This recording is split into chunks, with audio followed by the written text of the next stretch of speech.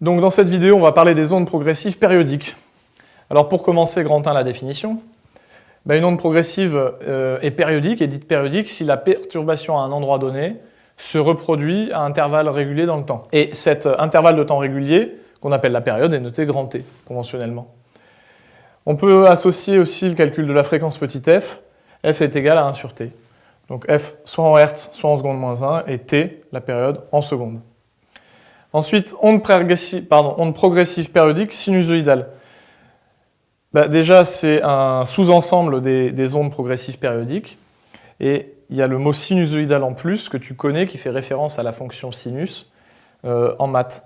Alors, on définit une onde de ce type-là lorsque la perturbation de la source est décrite justement comme une fonction sinusoïdale du temps.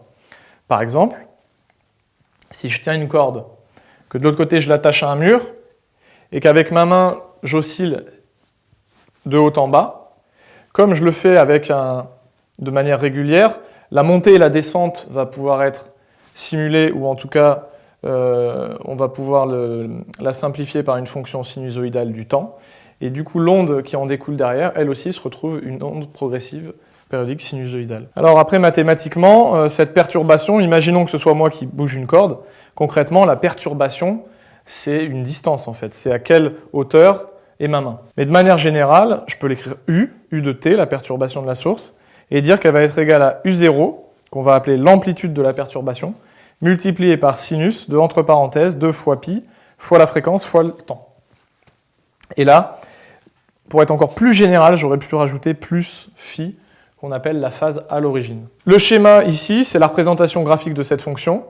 Donc on voit effectivement une fonction sinusoïdale. À t égale 0, la fonction vaut bien 0, c'est la fonction sinus classique. Donc elle monte, puis elle descend, puis elle monte, puis elle descend, etc., etc.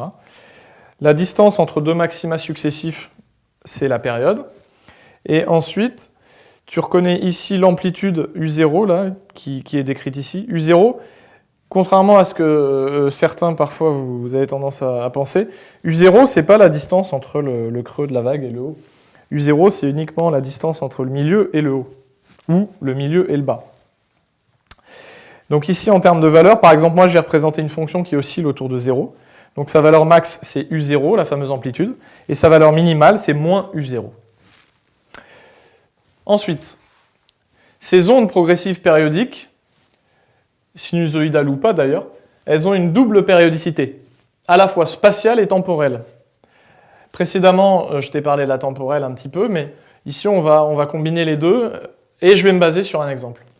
Donc imaginons qu'on est dans deux cas, une expérience où il y a un haut-parleur qui émet un son à 440 Hz. Donc c'est un son pur, décrit par une fonction sinusoïdale, disons. Maintenant, dans le premier cas, à une certaine distance du haut-parleur, je mets un microphone et je le relie à un oscilloscope. Dans la deuxième expérience, au lieu de n'avoir qu'un seul microphone, j'en mets plusieurs, du coup à des positions différentes. Tous, je les relie à une centrale d'acquisition, et ensuite, qu'est-ce que je fais? Alors dans le cas où il n'y en a qu'un seul, le microphone est à un endroit donné. C'est pour ça que j'ai écrit que X est fixé. C'est-à-dire que la position du microphone est donnée, est fixée. Donc l'oscilloscope, il va enregistrer une quantité en fonction du coup du temps. Et donc en fonction du temps, par exemple, il va enregistrer cette pression-là. Parce qu'un microphone, finalement, ça mesure la pression de l'onde sonore.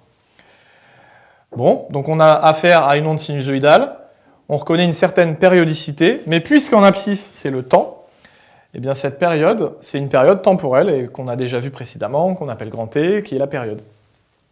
Et du coup, qui est en secondes. Maintenant, si je rebascule à droite, là, c'est pas pareil, j'ai un ensemble de microphones qui mesurent à des positions différentes. Donc ce que je peux faire, par exemple, c'est à un instant donné, donc le temps est fixé, T est fixé, à un instant donné, je regarde ce que valent les différentes pressions aux différentes positions. Et donc là, en abscisse, du coup, je me retrouve avec X, la position. En ordonnée, par contre, dans ce cas-là, toujours la pression. Et donc on voit que la pression varie en fonction de la position. Et là encore, on retrouve une périodicité, et même encore plus précisément, on voit que là encore, ça peut être décrit comme une fonction sinusoïdale. Et alors du coup, comment on appelle cette distance entre deux maxima successifs? Là encore, c'est une période. Mais cette fois-ci, c'est une période spatiale, parce que l'abscisse, c'est x. et elle porte un nom spécifique. Cette période spatiale est notée lambda et s'appelle la longueur d'onde. Comme toute longueur, elle est en mètres. Alors, c'est extrêmement important dans les exercices que tu repères ce qui est en abscisse. Si en abscisse, c'est le temps, ça te permettra de mesurer grand T la période. Si en abscisse, c'est une distance, une position, dans ce cas-là, tu mesureras la longueur d'onde. Et la bonne nouvelle, c'est que si tu as l'un, tu peux avoir l'autre. Comment? Par cette relation. Lambda est égal à V fois la période. Donc la longueur d'onde est égale à la célérité de l'onde multipliée par sa période. Donc bien évidemment, cette équation, comme toutes les équations en physique, ne marche que si tu travailles dans les unités standards. Donc la longueur en mètres, la vitesse en mètres par seconde, ou mètres seconde moins 1, et la période en secondes. Et ça, c'est extrêmement important que tu retiennes ça, parce que c'est ce qui va te permettre de passer de l'une à l'autre. Un énoncé te donne un graphe avec le temps en abscisse, tu mesures grand T, tu utilises cette formule et tu auras lambda, ou réciproquement.